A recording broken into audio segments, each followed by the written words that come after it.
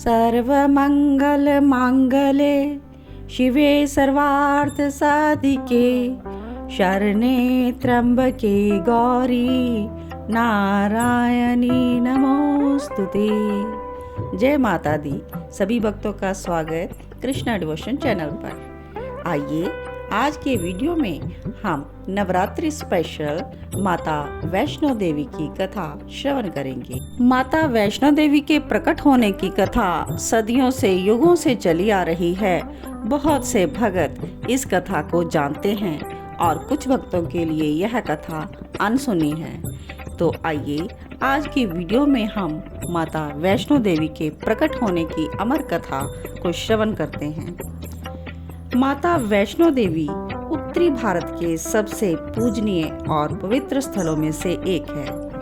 यह मंदिर पहाड़ पर स्थित होने के कारण अपनी भव्यता व सुंदरता के कारण भी प्रसिद्ध है।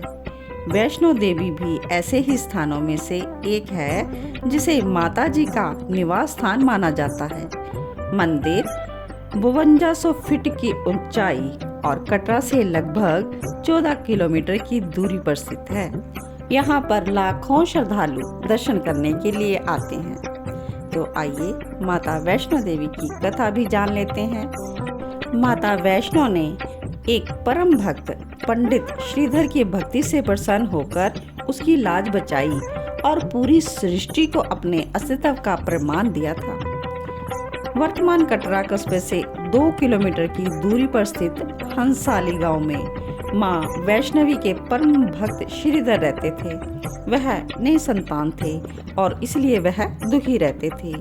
एक दिन उन्होंने नवरात्रि पूजन के लिए कुंवारी कन्याओं को बुलाया। माता वैष्णो भी कन्या के वेश में उन्हीं के बीच में आ बैठी। पूजन के बाद सभी कन्याएं तो घर में चली गई, लेकिन माता वैष्णो देवी वहीं पर रह गई और श्रीधर से बोली कि सभी गांव को भंडारे के लिए निमंत्रण दे आओ। श्रीधर ने उस दिव्य कन्या की बात मान ली और आसपास के गांव में भंडारे का संदेश पहुंचा दिया। और वहां से लौटते हुए उसे गुरु गोरखनाथ और उसके शिष्य बाबा भैरवनाथ जी भी मिले। तो उन्होंने उन शिष्यों और गुरुजी को भी भोजन का निमंत्रण दे दिया। भोजन का निमंत्रण पाकर सभी गांववासी अचंभित थे कि वह कौन सी कन्या है जो इतने सारे लोगों को भोजन करवाना चाहती है। इसके बाद श्रीधर के घर में अनेक गांववासी आकर भोजन करने के लिए एकत्रित हुए। तब वह कन्या रूपी मां वैष्णो देवी ने एक विचित्र पात्र से सभी को भोजन परोसना शुरू किया।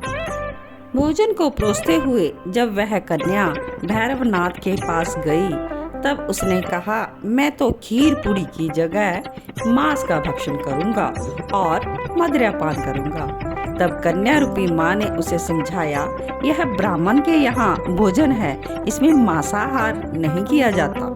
किंतु भैरवनाथ ने जानबूझकर अपनी बात पर अड़ा ही रहा और जब भैरवनाथ ने उस कन्या को पकड़ना चाहा, तब माँ ने उसके कपट को जान लिया। माँ ने वायु के रूप में बदलकर त्रिकूट पर्वत की ओर माता उड़ चली। भैरवनाथ भी उसके पीछे गया। माना जाता है कि माँ की रक्षा के लिए वहाँ पवन पुत्र हनुमान भी थे और उस वक्त हनुमान जी माता जी की रक्षा करने के लिए ही उनके साथ थे। हनुमान जी को प्यास लगने पर माता ने उनके आग्रह पर धनुष से पहाड़ पर एक बाण चलाया, जिससे एक जलधारा निकली और उस जल में माता ने अपने केश धोए। आज यह पवित्र जलधारा बाण गंगा के नाम से जानी जाती है, जिसके पवित्र जल का पान करने से या इसमें स्नान करने से श्रद्धालुओं की सारी थकावट और तकलीफें दूर हो जाती हैं। तो इस दौरान माता ने एक गुफा में प्रवेश कर लिया और 9 माह तक तपस्या की। भैरवनाथ भी उनके पीछे ही वहां तक आ गया और एक साधु ने भैरवनाथ से कहा कि तू जिसे कन्या समझ रहा है वह आदि शक्ति जगदम्बा है, इसलिए उस महाशक्ति का पीछा छोड़ दे। लेकिन भैरवनाथ ने उस साधु की बात ना मानी और माता गुफा में से दूसरी ओर से मार्ग बनाकर बाहर निकल गई और यह गुफा आज अर्धकुमारी या आधि कुमारी यह गर्भजून के नाम से प्रसिद्ध है।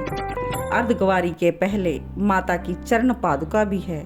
यह वह स्थान है जहां माता ने भागते भागते मुड़कर भैरवनाथ को देखा था। गुफा से बाहर निकलकर माता ने देवी का रूप धारण कर लिया और माता ने भैरवनाथ को चिताया और वापस जाने के लिए कहा, लेकिन वह नहीं माना। माता गुफा के भीतर चली गई।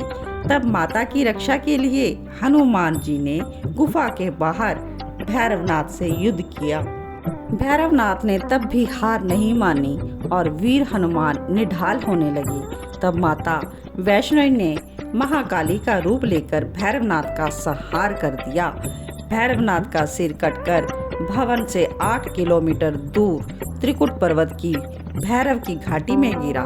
उस स्थान को भैरवनाथ के मंदिर के नाम से जाना जाता है। जिस स्थान पर मां वैष्णो देवी ने हठी भैरवनाथ का वध किया, वह स्थान पवित्र गुफा और भवन के नाम से प्रसिद्ध है।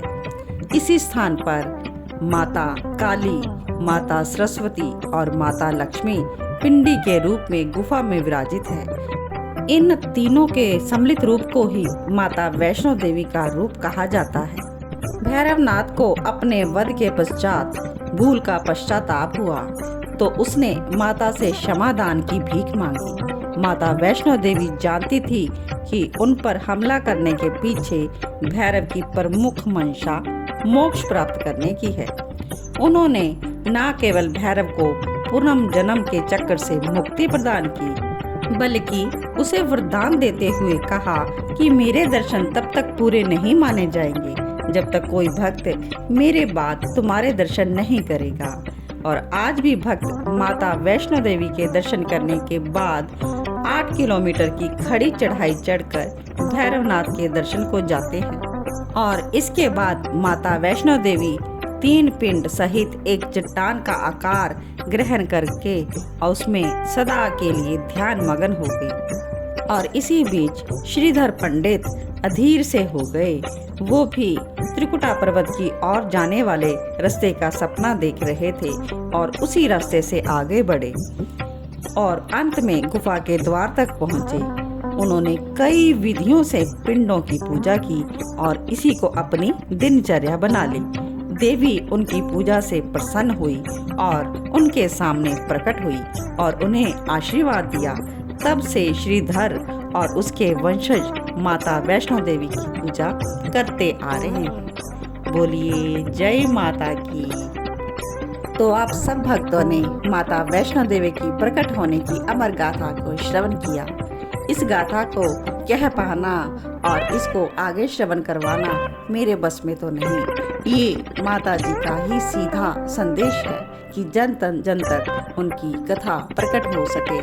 तो इस कथा को आगे ज़्यादा से ज़्यादा शेयर करें ताकि अन्य भक्त भी माता वैष्णो देवी की कथा से लाभ उठा सके और माता में श्रद्धा उत्पन्न कर सके, देवी की जय जयकार कर सके। नवरात्रि के पावन उत्सव में आपने माता वैष्णो देवी की कथा श्रवण की। आशा करती हूँ आपके मन में अद्भुत शांति और उत्साह उत्पन्न हुआ होगा। आप भी अगर माता देवी का आशीर्वाद पाना चाहते हैं तो इस कथा के लिंक को आगे ज़्यादा से ज़्यादा शेयर करें। अपने मित्रों सगे संबंधियों को इस कथा का वीडियो प्रोवाइड करवाएं और पुण्य के भागी बने। और जो चैनल पर नए भक्त आ रहे हैं वो भक्ति के लिए कृष्णा डिवोशन चैनल को सब्सक्राइब ज़रूर कर लें। और आप भी इस पावन धाम की यात्रा अपने जीवन काल में एक बार ज़रूर करें। सारे रल मिल बोलो जयकारा माई दा, सारे रल मिल बोलो जयकारा माई दा। जेड़ा प्रेम नाल बोले वो प्यारा माई दा, जेड़ा प्रेम नाल बोले वो प्यारा माई दा। सारे रल मिल बोलो जयकारा माई दा। जय माता दी।